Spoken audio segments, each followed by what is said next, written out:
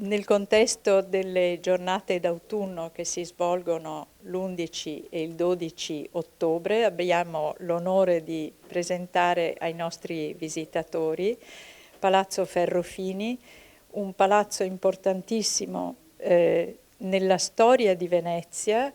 Il palazzo ha una storia affascinante che i nostri volontari racconteranno ai visitatori, perché è stato un palazzo importante, ma è stato un albergo importantissimo e ora è una sede istituzionale altrettanto importante.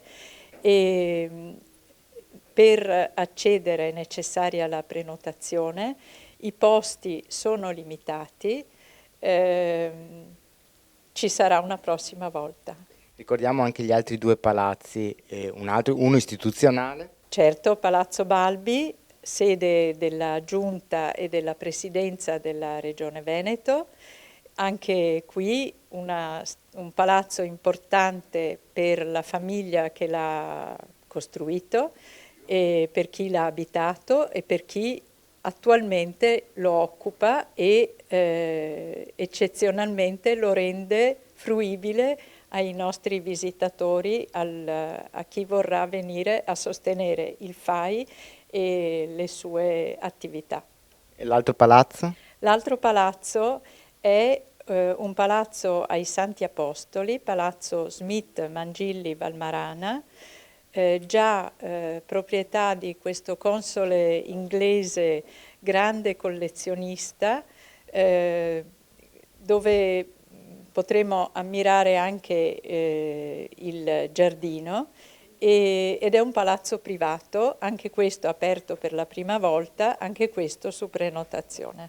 Allora, il FAI è una fondazione non a scopo di lucro, è un ente del terzo settore e per il FAI lavorano più di 15.000 volontari.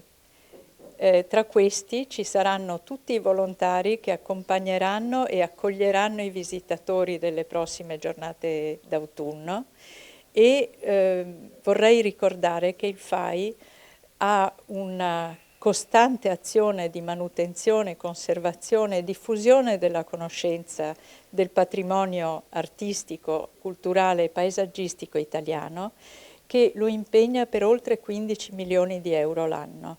Abbiamo 300.000 iscritti e facciamo appello a tutti i nostri concittadini affinché durante queste giornate d'autunno, che sono un'occasione di raccolta fondi e di raccolta di iscrizioni, vengano a contribuire anche con poco, perché noi ci affidiamo alla sensibilità e alle possibilità di ciascuno, per partecipare a questa importante azione di conservazione, salvaguardia, tutela e conoscenza del nostro patrimonio.